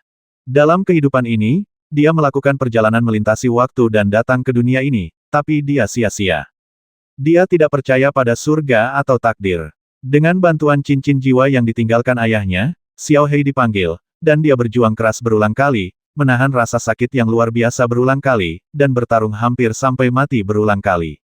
Dia akhirnya menjadi manusia, orang terkuat di benua itu, memiliki beberapa orang kepercayaan yang tiada taranya, rumahnya sendiri, dan kehidupannya yang bahagia. Dia tidak pernah berpikir untuk menjadi penyelamat daratan apa hubungannya orang-orang di daratan dengan dia. Ia hanya ingin melindungi wanita dan kerabatnya, menjalani hidup bahagia, dan menjalani kehidupan yang nyaman. Tapi sekarang kelompok orang tua ini telah memberikan tugas yang sulit diselesaikan oleh banyak orang di benua ini selama ribuan tahun. Sebuah tugas yang mungkin harus saya perjuangkan seumur hidup. Awalnya, Guru Si telah memberinya misi 50 tahun untuk menjadi dewa, dan Tuan Lu juga memberinya misi 50 tahun untuk menjadi dewa. Hal ini dapat dimaklumi, karena menyangkut nyawa dan hartanya, sehingga ia dapat berjuang dan bekerja keras. Tapi sekarang ada misi omong kosong lain yang mengharuskanku berjuang demi benua Yanlong seumur hidupku. Dia tidak memiliki rasa memiliki yang mendalam terhadap benua Yanlong. Di benua ini, hanya ada sedikit orang yang dia sayangi, jika sesuatu terjadi pada orang yang dia sayangi, dia bisa bertarung, bekerja keras, dan bertarung mati-matian. Tapi sekarang, saya pikir permintaan beberapa orang tadi tidak serius, mereka hanya mengatakan bahwa mereka harus mencoba yang terbaik, dan ada leluhur dari diri mereka sendiri di depan mereka, leluhur dari menantu perempuan mereka sendiri, hukum. Dia tidak lari, tapi merenung sejenak, dan berkata dengan tegas kepada orang-orang ini. Saya tidak bisa sepenuhnya menyetujui permintaan Anda. Saya hanya bisa mengatakan bahwa selama itu tidak mempengaruhi hidup saya berusaha sebaik mungkin untuk mencapainya. Jika masalah ini berdampak pada hidupku, aku akan meninggalkannya. Oke, kelima orang itu saling memandang, tetapi mereka tidak marah. Sebaliknya, senyuman muncul di mata mereka pada saat yang bersamaan. Mereka sangat puas dengan jawaban Ye Qinghan. Jika Ye Qinghan mendengarkan apa yang mereka katakan dan setujui tanpa ragu-ragu, mereka akan merasa tidak nyaman. Laki-laki yang tidak bertanggung jawab terhadap dirinya sendiri, keluarganya, atau perempuan, bagaimana Anda bisa mengharapkan dia bertanggung jawab terhadap masyarakat daratan? Meskipun jawaban Ye Qinghan terkesan sangat egois, dapat dilihat dari aspek lain bahwa dia adalah orang yang bertanggung jawab dan orang yang berkomitmen. Sekarang Ye Qinghan telah memberikan jawaban dari lubuk hatinya, mereka merasa lega. Setelah soal selesai, kelima orang tersebut mendapat jawaban yang memuaskan, dan 4 orang lainnya mulai berpamitan dan pergi. Hal-hal yang harus dibicarakan beberapa hari terakhir ini akan diselesaikan nanti, dan mereka harus kembali mengatur urusan keluarga atau istana Dewa Perang. Nenek moyang keluarga Sue, Kaisar Pedang dan Kaisar Tombak, langsung kembali, sementara Yue Sishui pergi ke paviliun Hansin untuk mencari Yue Qingcheng. Begitu keempat orang itu pergi, Ye Ruoshui menyiapkan lapangan lagi, melengkungkan kedua alis putihnya, tersenyum pahit dan berkata kepada Ye Qinghan. Xiao Hanzi, kamu tidak menyalahkan leluhurmu karena memberikan begitu banyak tekanan padamu, kan? Ye Qinghan dia juga tersenyum masam, memutar matanya dan berkata, leluhur, kamu telah membasmiku terlebih dahulu dan kemudian melaporkannya. Apakah berguna bagiku untuk menyalahkanmu? Selain itu, aku tidak sepenuhnya setuju, aku hanya bilang aku akan melakukan yang terbaik. Hei, kilatan cahaya melintas di mata Ye Ruoshui. Dengan makna yang rumit, ada sedikit kepahitan di sudut mulutnya. Saya juga tahu bahwa ini mungkin terlalu berat untukmu. Awalnya, hal-hal ini ditanggung oleh kami orang tua. Tapi kami tidak memiliki kemampuan ini. Budidaya yang paling menjanjikan Kaisar Pedang yang mencapai puncak para dewa sudah mati. Tentu saja, bahkan jika dia mencapai puncak para dewa budidayanya, dia masih belum sepenuhnya yakin bahwa dia dapat menembus tingkat terakhir Pulau Ungu. Bagaimanapun, binatang suci diberkahi dengan kekuatan magis. Jangan terlalu menekan diri sendiri. Cobalah yang terbaik. Semuanya itu tergantung pada kehendak Tuhan. Ye Qinghan terdiam, berpikir bahwa mereka pasti telah mengetahui dari samping bahwa Xiao Hei adalah binatang dewa, dan binatang dewa yang sangat kuat. Jika bukan karena Xiao Hei dan skill kombinasi mesum ini, mungkin saya tidak memiliki kualifikasi untuk membiarkan mereka memohon kepada saya seperti ini, bukan? Berhenti membicarakan hal ini, mari kita bicara tentang wilayahmu. Bagaimana kamu bisa menerobos ke alam suci begitu cepat? Apakah karena Tuan Si? Melihat tidak ada orang luar saat ini, Ye Ruoshui menanyakan pertanyaan yang selama ini melekat di benak mereka, pikiran untuk waktu yang lama. Beberapa orang jelas berpikir bahwa Ye Qinghan mampu menerobos dari alam kaisar tingkat pertama ke alam suci dalam waktu singkat, pasti karena bantuan Guru Si. Jika tidak, keajaiban seperti itu tidak akan mungkin terjadi, dan saat ini Ye Ruoshui sedang ingin mengonfirmasi. Tuan Yan. Kurung siku buka. Ye Qinghan tertegun sejenak, lalu mengerti apa yang mereka pikirkan. Setelah berpikir sebentar, dia memberitahu Ye Ruoshui sebab dan akibat. Dia mendapatkan kulit dewa di pegunungan liar, dan dengan demikian memahami semacam misteri, dan kemudian memurnikan energi murni yang dibawa oleh kulit dewa dan energi yang dibawa oleh Ye Qingyu dan tubuh giok, dan mencapai puncak alam kekaisaran, keluar. Tentu saja, pada akhirnya, karena pergaulannya dengan Yue Qingcheng, dia tiba-tiba memasuki keadaan hening jiwa, dan dalam beberapa hari itu, dia menyadari misteri fluktuasi ruang. Dia tidak menguraikannya lebih lanjut, tetapi hanya memberikan beberapa penjelasan yang tidak jelas. Selain itu, dia tidak menyebutkan gambar pantai yang diguyur hujan yang diperolehnya di Paviliun Xiaoyao dan Paviliun Xiaoyao, serta pembasmian Tu Qianjun di pegunungan liar. Ada beberapa hal yang secara tidak sadar ingin dia rahasiakan, bukan karena dia tidak mempercayai Ye Ruoshui. Ini mungkin sifat egois seseorang. Kekuatan Ye Qinghan tiba-tiba melonjak, yang bisa dikatakan diperoleh dengan bantuan banyak harta. Kulit dewa binatang Lixiang dan tubuh roh giok Ye Qingyu memungkinkan dia menerobos ke puncak alam kaisar. Gambaran hujan di tepi pantai dan keadaan jiwa yang hening akhirnya membuatnya memahami misteri fluktuasi ruang. Tentu saja, Ye Qinghan juga memiliki sedikit keraguan. Bukannya dia tidak pernah memasuki kondisi keheningan jiwa. Dia telah memasukinya berkali-kali di Gunung Luoshan, tetapi tampaknya, kali ini, dia telah membuat kemajuan yang lebih besar. Dia juga bertanya tentang ini. Yue Qingcheng juga setengah mengerti, tidak begitu jelas. Ini pasti keadaan keheningan jiwa yang mendalam. Ye Qinghan tidak tahu, tapi Yue Sishui langsung menjawab setuju setelah memeriksa situasi Yue Qingcheng dan mendengarkan pembicaraan malu-malu tentang situasi hari itu. Xiao Qingcheng, tolong tunjukkan hukum yang telah kamu pahami. Biarkan aku melihat betapa kuatnya itu. Yue Sishui tiba-tiba teringat sesuatu dan tiba-tiba menjadi sangat bersemangat. Dia sudah lama berharap bahwa Yue Qingcheng dan Ye Qinghan akan menjadi yang pertama kalinya ketika Anda berhubungan S*K, luar biasa banyak hal akan terjadi. Dia hanya tidak menduganya, tapi sekarang itu di luar dugaannya. Yue Qingcheng memasuki keadaan hening jiwa, tetapi tiba-tiba memahami sebuah misteri aneh. Itu bukanlah perkenalan, tetapi pemahaman yang lengkap. Dia sekarang telah secara langsung mencapai puncak alam kekaisaran tingkat kedua, dan kekuatan jiwanya meningkat. Ini, bukanlah apa yang Ratu Yue katakan tentang keadaan keheningan jiwa yang mendalam, dan itu tidak dapat dijelaskan sama sekali. Ya, saya akan mengambil pianonya. Yue Qingcheng mengangguk. Sekarang mereka berdua berada di atap paviliun Hansin. Yue Qingcheng berjalan ke kamarnya dan berjalan sambil memegang gukin hitam di tangannya. Setelah meletakkannya di atap, dia duduk bersila dan mulai bermain. Kiang-kiang, sebuah suara merdu dan indah terdengar di atap paviliun Hansin, dan mulai menyebar melalui atap, akhirnya menutupi seluruh halaman timur Yejiabao.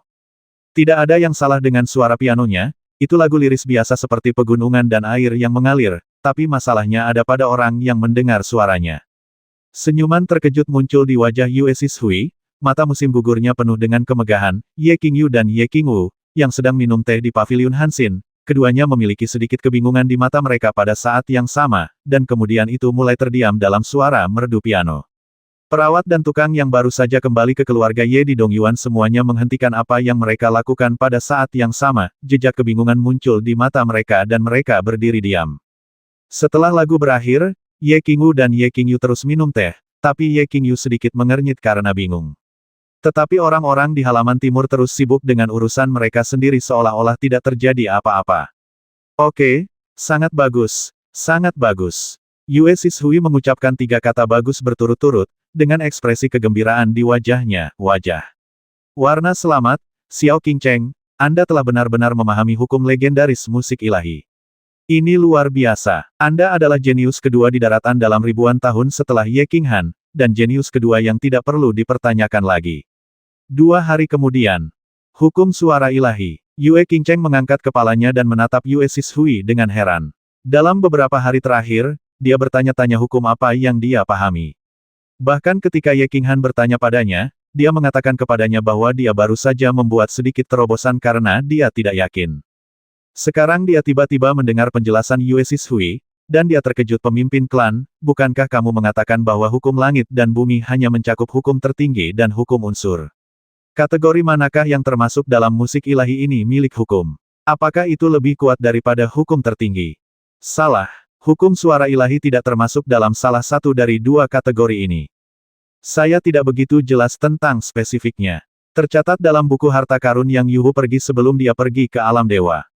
Dia mengatakan bahwa sebenarnya, ada beberapa hukum langka di dunia, jenis hukum khusus, tanpa peluang besar, mustahil bagi orang yang memiliki pemahaman hebat tentang alam untuk menyadarinya, tetapi begitu mereka menyadarinya dan dapat mencapai tingkat dewa, hukum ini akan menjadi tidak normal. Ratu Bulan melanjutkan dengan kegembiraan di wajahnya. Dijelaskan kamu tidak tahu itu ketika kamu baru saja bermain piano sekarang. Ye Qingyu, seorang pejuang di alam suci, jatuh ke dalam kebingungan. Menurut perkiraanku, hukummu adalah hukum tipe jiwa, yang dapat membingungkan jiwa musuh. Qingcheng kecil, teruslah berjalan di jalan ini hukum. Mungkin kamu akan menjadi Ye Qinghan kedua. Saya menantikan pencapaian masa depanmu. Sangat kuat. Yue Qingcheng juga sedang dalam mood. Wei Wei menjadi bersemangat. Awalnya, dia hanya suka bermain piano dan memiliki bermain piano di keluarga Yue selama lebih dari 10 tahun. Ketika Ye Qinghan jatuh ke Gunung Luoshen, dia juga mengandalkan bermain piano untuk menghilangkan depresi dan kepahitan di hatinya. Akhirnya, dia mendengar musik yang indah dalam keadaan keheningan jiwa yang mendalam. Tanpa diduga, saya menyadari hukum suara ilahi yang sangat kuat dari jiwa. Tampaknya ada kehendak Tuhan dalam semua ini, dan segala sesuatu tampaknya memiliki siklus sebab akibat. Dia mengangguk dan berkata sambil tersenyum, ya, Qingcheng pasti akan melanjutkan jalur ini, karena Qingcheng sangat menyukai musik, dan merupakan keberuntungan besar bagi Qingcheng untuk dapat menikmati musik dan berlatih pada saat yang sama. Yue Sishui sangat senang dia tersenyum pada Yue Qingcheng, menjelaskan beberapa patah kata lagi, berteleportasi, dan langsung pergi ke Pulau Jinghu. Leluhur, saya lupa bertanya, bagaimana saya bisa menjadi penguasa pesawat naga api? Setelah Ye Qinghan dan Ye Ruoshui selesai berbicara, mereka bersiap untuk kembali ke paviliun Hansin tanpa apapun, tetapi tiba-tiba memikirkan sebuah pertanyaan. Sejak itu mereka menyetujuinya, meski masih terlalu dini untuk menjadi dewa, aku masih perlu memikirkan apa misi ini. Aku tidak tahu tentang ini. Aku khawatir aku tidak akan mengetahuinya sampai aku pergi ke alam dewa.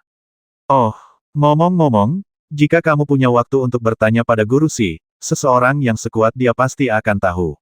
Ye Ruoshui mengungkapkan sedikit rasa malu, mereka meminta Ye Qinghan bekerja keras untuk menjadi penguasa pesawat naga api. Faktanya, mereka tidak tahu bagaimana mencapainya. Lagi pula, tidak satu pun dari mereka yang pernah ke alam dewa, dan tidak ada seorang pun yang awalnya pergi ke alam dewa yang pernah kembali. Ngomong-ngomong, kenapa kamu menyembunyikan identitasmu hari itu? Apakah kamu mengalami kesulitan? Ye Ruoshui tiba-tiba memikirkan sebuah pertanyaan dan bertanya dengan sedikit kebingungan. Ini, hei, leluhur, sebenarnya aku telah menyembunyikan sesuatu darimu. Ye Qinghan melihat bahwa Ye Ruoshui telah bertanya, dan sekarang dia juga membutuhkan Ye Ruoshui dan yang lainnya untuk membantu menyembunyikan kekuatannya, jadi dia hanya bisa mengertakkan gigi. Gigi dan berkata, saya di sini pegunungan liar. Membasmi Tu Qianjun. Jika saya tidak menyembunyikan kekuatan saya, Tu Shenwei pasti akan menyadarinya. Mereka akan curiga bahwa saya telah mendapatkan kulit dewa. Setelah menelusurinya, mereka pasti akan curiga bahwa aku membasmi Tu Qianjun dan menimbulkan masalah bagiku. Aku tidak takut padanya sekarang, hanya saja aku takut dia akan meminta Dewa Ilahi untuk mengambil tindakan. Kalau begitu, itu akan sangat merepotkan. Apa? Kamu membasmi Tu Qianjun? Tu Shenwei diam-diam menyelidiki kematian Tu Qianjun tanpa membuat pengumuman apapun, jadi Ye Ruoshui belum menerima kabar apapun. Ketika saya mendengar ini, saya tiba-tiba terkejut. Masalah ini, bisa besar atau kecil. Jika Shen Zutu tidak dapat mengambil tindakan, itu akan menjadi masalah sepele. Jika Shen Zutu melakukannya, itu akan menjadi bencana bagi keluarga Ye. Dewa Tuan Tu memiliki kehendak seorang raja, tetapi tidak ada yang bisa mengalahkannya di daratan kecuali Tuan Si. Jika dia ingin berurusan dengan keluarga Ye, kecuali Tuan Si melindungi keluarga Ye hanya akan hancur dan tidak akan ada jalan keluar lain. Tapi apakah Tuan Si akan melindungi keluarga Ye? Dia adalah seseorang yang bahkan Ye Qinghan tidak terlalu peduli. Anda berharap dia menjaga kelangsungan hidup keluarga Ye. Kamu terlalu ceroboh. Ini, hal yang merepotkan. Hal ini kemungkinan besar akan menyebabkan keluarga Ye menderita ancaman kehancuran. Aduh, ini. Kedua alis putih Ye Ruoshui tiba-tiba berdiri, dan matanya berkedip. Qinghan tidak tahu banyak tentang orang-orang kuat dan metode di Shenceng. Tapi Ye Ruoshui tahu betul bahwa budak jiwa tersebar di mana-mana di benua ini, dan masalah ini pasti akan terungkap pada akhirnya. Sekarang kekuatan Ye Qinghan tiba-tiba meningkat tajam, yang pasti akan menimbulkan kecurigaan Tu Shenwei dan lainnya. Terlebih lagi, sepertinya Ye Qinghan dan Tu Qianjun selalu memiliki kebencian yang mendalam sebelumnya. Lalu ada motif pembasmian tersebut. Setelah kebenaran terungkap, dan Ye Qinghan masih memiliki pedang ilahi, begitu Dewa Tuan Tu mengetahui hal ini, dia pasti akan membasmi Ye Qinghan dan memusnahkan keluarga Ye. Dia ingin membasmiku ketika dia membantai ribuan pasukan di pegunungan liar. Aku tidak punya pilihan selain membasmi dia dan semua anak buahnya. Aku tidak sabar untuk dibasmi olehnya, kan? Ye Qinghan tidak terlalu banyak berpikir dan tidak menyangka. Masalahnya serius sekali, katanya polos sambil merentangkan tangannya. Masalahnya sudah sampai pada titik ini, dan tidak ada cara lain. Saya akan mengatur seseorang untuk memblokir berita tersebut. Berapa lama itu bisa dirahasiakan, semuanya tergantung pada kehendak Tuhan. Anda, segera pergi, bawa Ye Qingyu dan yang lain ke hutan gelap, atau pergi ke Pulau Ungu dan berangkat semalaman. Jika kamu tidak berkultivasi ke tingkat dewa, jangan kembali ke Changcheng. Ye Ruoshui merenung sejenak, tetapi tiba-tiba membuat keputusan. Kurung siku buka.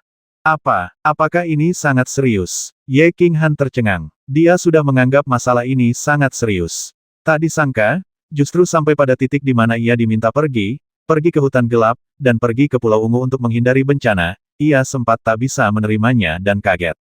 Wajahnya menjadi serius. Ini disebut kapal yang berlayar 10.000 tahun dengan hati-hati. Izinkan saya mengajukan pertanyaan. Apakah pedang ilahi yang asli bersamamu? Ekspresi Ye Ruoshui menjadi dingin. Melihat Ye Qinghan ragu untuk menjawab, dia menghela nafas. Dia berkata dalam nada. Jangan menyangkal, aku juga tidak menginginkannya darimu. Coba pikirkan, bahkan aku dapat menebak bahwa pedang dewa itu bersamamu, dan menurutku banyak dewa di benua ini yang telah menebaknya. Kamu telah pergi ke Gunung Luoshen selama 5 tahun, dan akhirnya kamu keluar dengan mudah, dan kekuatanmu meroket. Yang paling penting adalah senjata anehmu. Akan aneh jika orang lain tidak meragukanmu. Jika bukan karena kedatangan ras alien kali ini, aku khawatir seseorang akan menyerangmu. Dan kamu berada di Changcheng kali ini. Setelah masalah ini terungkap, pria berjubah hitam itu adalah urusanmu, dan banyak orang akan meragukannya. Lalu, pembasmianmu terhadap Tu Qianjun pasti akan terungkap. Lagi pula, Kamu memiliki kebencian dan motif langsung untuk membasminya, dan karena kamu bisa jika Anda mendapatkan kulit dewa di bawah binatang dewa, Anda juga akan memiliki kekuatan untuk membasmi Tu Qianjun.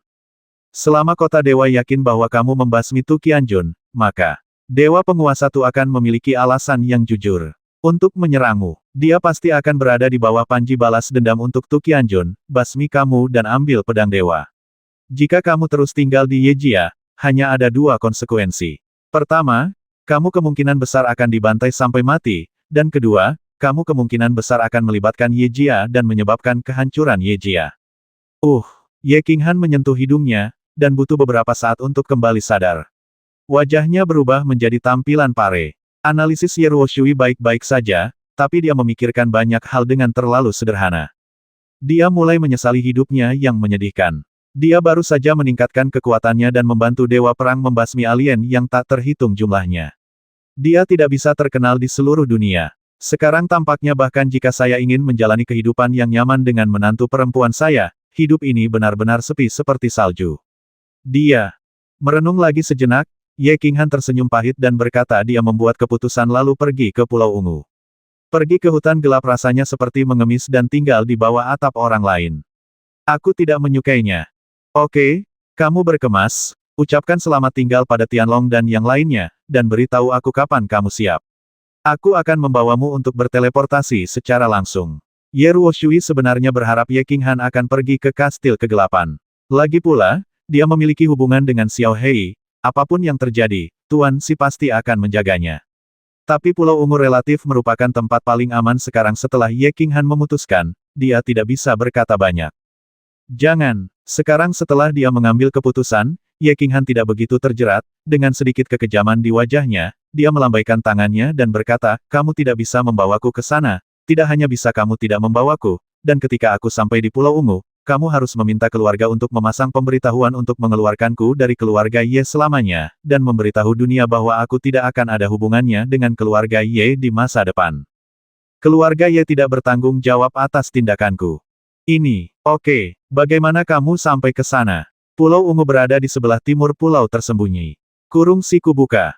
Ya, Ye Qinghan sendiri bertanya pada keluarga Ye untuk menyingkirkannya. Ye Ruoshui juga seorang Taipan di generasinya. Dia hanya sedikit terkejut dan tidak terlalu ragu-ragu.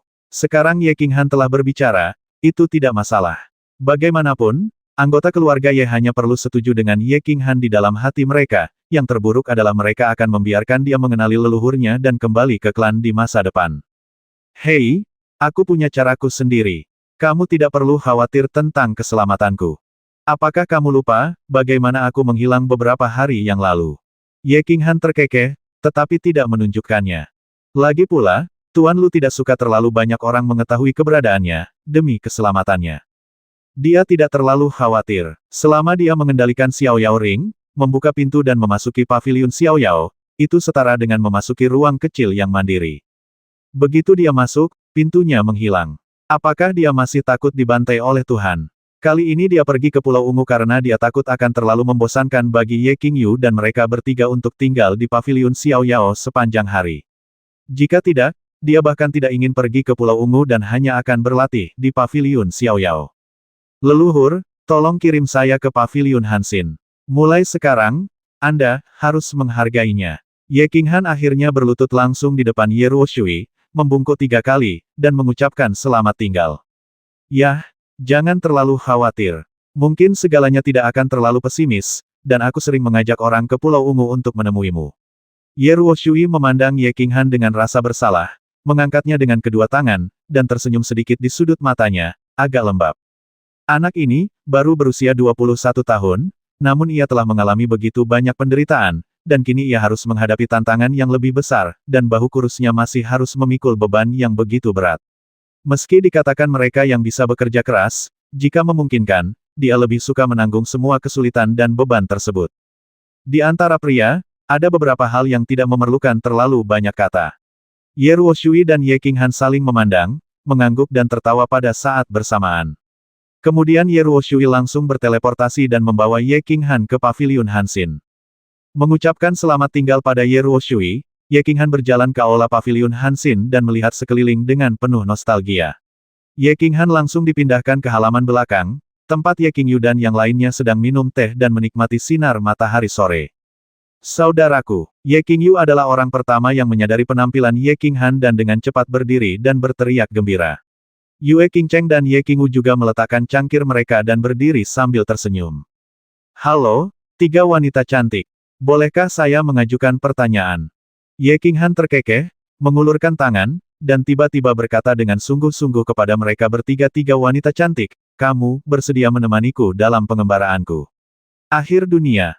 Berkeliaran di ujung dunia, mereka bertiga melihat ekspresi serius Ye Qinghan, mereka tidak mengerti apa yang terjadi, dan mereka semua memandangnya dengan bingung, menunggu penjelasannya. Alasan spesifiknya akan dijelaskan nanti, tapi sekarang saya hanya bisa memberitahu Anda dengan jelas. Saya sekarang sendirian. Saya tidak bisa tinggal di sini lagi. Saya akan bepergian keliling dunia. Apakah Anda bersedia ikut dengan saya? Anda punya untuk berpikir dengan hati-hati. Mungkin jika aku pergi, aku tidak akan bisa kembali dalam 10 atau 8 tahun, atau bahkan lebih mungkin. Aku tidak akan bisa kembali dalam hidup ini. Ye Qinghan melihat ke arah mereka bertiga dengan rasa bersalah. Dia cukup beruntung bisa menikahi tiga wanita cantik yang tiada taranya, tapi dia tidak bisa memberikan stabilitas pada mereka jika dia pergi. Sekarang aku harus menjalani kehidupan yang mengembara. Aku benar-benar gagal sebagai seorang pria. Kemanapun saudaraku pergi, aku akan pergi. Ye Qingyu berkata tanpa ragu. Baginya, dimanapun Ye Qinghan berada, itulah rumahnya. Berkeliaran keliling dunia sungguh menyenangkan. Aku bersedia, pergi ke ujung bumi bersamamu, dan kita akan pulang ke seluruh dunia. Yue Qingcheng tersenyum manis. Sungguh menyedihkan hidup tanpa Ye Qinghan di sisinya. Dia tidak lagi ingin sendirian di Danau Jinghu. Bermain piano di tepi danau.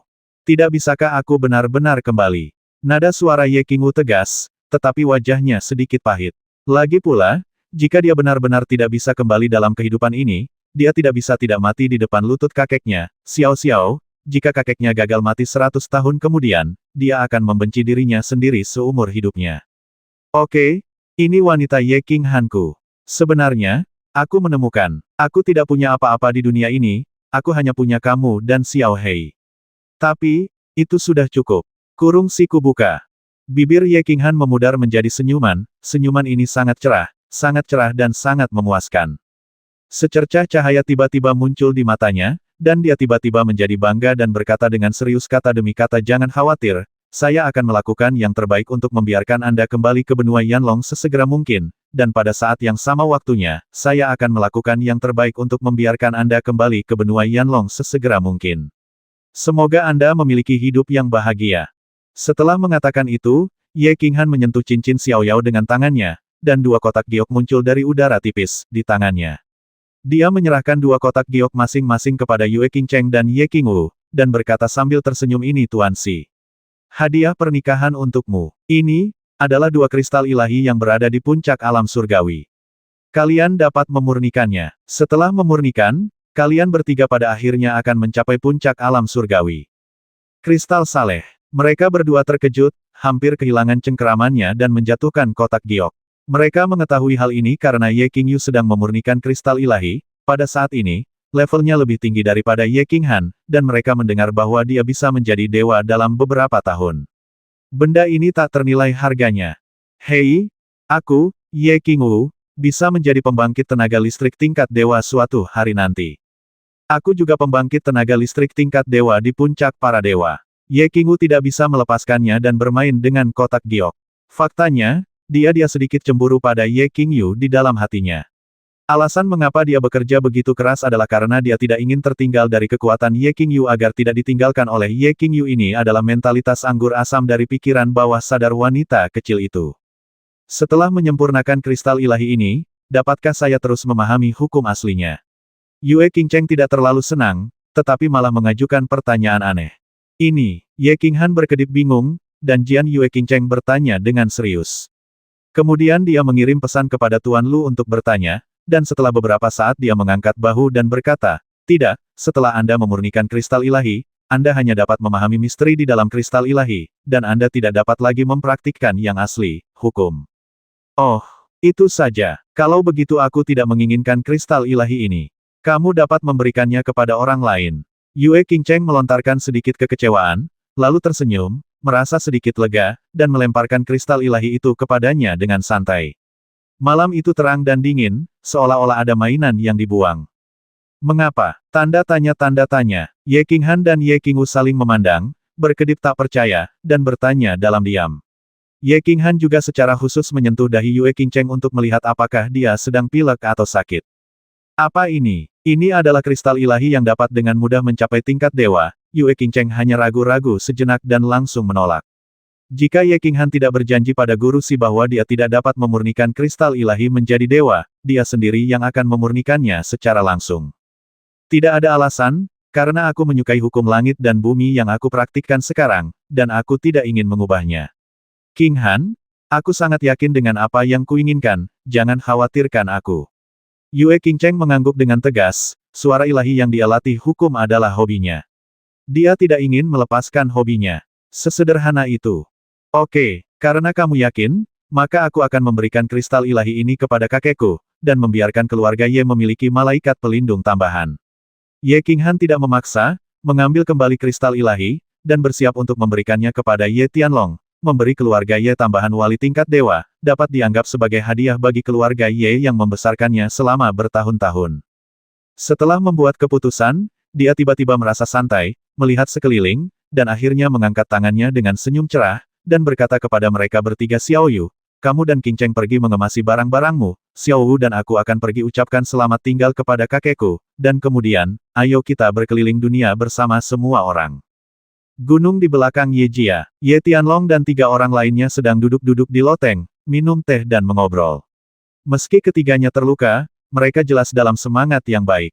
Pemimpin klan, kamu harus berlatih keras dan berusaha untuk menjadi dewa sesegera mungkin dan membuat gadis kecil dari keluarga Yue itu datang ke keluarga Ye. Hehe, saat itu, ketiga generasi orang suci dari keluarga Yue akan jatuh di bawah tombak leluhur dan cucumu. Ye, King Miu menyesap tehnya, matanya yang sedikit melotot tampak vulgar dan dia menatap Ye Tianlong dengan tatapan menyipitkan mata dan terkekeh. King Miu, aku bilang kamu sudah dewasa, kenapa kamu tidak bisa lebih serius? Cucu perempuanmu semuanya sudah menikah, dan mereka akan memiliki cicit pada saat itu, dan ini masih terjadi. Ye Tianlong tua wajah kuno dipenuhi amarah. Dia memelototi Ye King Miu, tetapi melihat alisnya yang lebih rendah dan ekspresi patuh, dia tidak bisa menahan tawa. Kemudian dia menghela nafas panjang dan berkata menjadi dewa. Lebih mudah diucapkan daripada dilakukan. Bukannya kamu tidak tahu bahwa sebelum usia 50, kultivasi berada pada puncaknya. Setelah usia 50, semua aspek mulai menurun. Aku, punya niat. Ini sangat tidak berdaya. Kurung siku buka. Ya, Ye Baihu juga menghela nafas dan berkata kami bertiga telah menembus alam suci 20 tahun yang lalu, tapi sekarang kami masih berkultivasi untuk tingkat kedua. Jalan untuk menjadi dewa ini terlalu sulit. Sekarang, melihat Xiao Hanzi, Xiao Yu, dan yang lainnya melonjak kekuatannya dan hendak menyusul kami, aku merasa wajahku semakin panas. Apa yang bisa kulakukan? Dalam jalur kultivasi ini, semakin muda usia Anda, semakin tinggi pula level Anda, dan Anda akan menjadi dewa. Semakin tinggi peluangnya. Namun pernahkah ada sebuah benua di mana seseorang dapat mencapai alam seperti Xiao Hanzi di usia muda? Sepertinya nenek moyang saya berusia 30-an ketika mereka menerobos ke alam suci, kan? Saya beritahu kalian berdua, jangan terlalu memikirkan kesempatan seperti ini. Itu hal yang bagus, tapi saya tidak bisa memintanya. Bagaimanapun, saya telah memalingkan muka. Saya telah memainkan apa yang seharusnya saya mainkan dan menikmati apa yang seharusnya saya nikmati, dan saya tidak menyesal. Apakah kita dapat mengambil langkah terakhir ini tergantung pada kehendak Tuhan. Setidaknya kita telah bekerja keras dan terkubur. Anda tidak akan menyesalinya sebelumnya, kan? Ye King Miu memiliki kepribadian yang riang, dan dia sangat riang ketika berbicara, dan dia sangat memperhatikan beberapa hal. Yah, lupakan dia. Kamu tidak bisa lepas dari apa yang seharusnya kamu miliki, dan kamu tidak bisa memaksakan apa yang tidak seharusnya kamu miliki. Masih ada beberapa dekade kehidupan yang tersisa, mari kita coba pada akhirnya.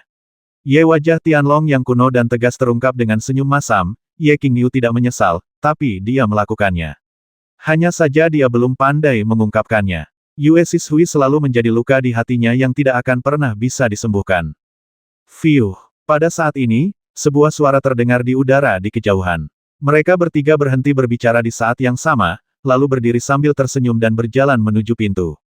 Ye Qinghan memberi penghormatan kepada tiga kakek. Pengunjungnya adalah Ye Qinghan dan Ye Qingwu. Ye Qinghan terbang langsung bersamanya, mendarat di depan loteng, tersenyum sedikit dan memberi hormat. Salam untuk ketiga kakek. Oh, kakek, apakah kamu terluka parah? Apakah ini serius? Ye Qingwu baru saja hendak memberi hormat, tetapi ketika dia melihat tubuh Ye Qingyu terbungkus kain putih, wajah cantiknya menjadi pucat karena ketakutan, buru-buru mengabaikan penghormatan, bergegas menuju Cao Ye Qingyu, dan mulai melihat ke atas dan ke bawah dengan cemas. Nak, apa yang membuatmu ribut-ribut ini? Kamu sudah menikah, kenapa kamu masih tidak stabil? Sebagai seorang pejuang, cedera adalah hal yang biasa, apa yang aneh? Siapa kakekmu? Dia adalah penguasa alam suci. Cedera kecil ini akan memakan waktu beberapa hari untuk pulih. Itu bagus. Ye Qingyu melototkan matanya dan berpura-pura memarahinya, tapi alisnya penuh kebaikan.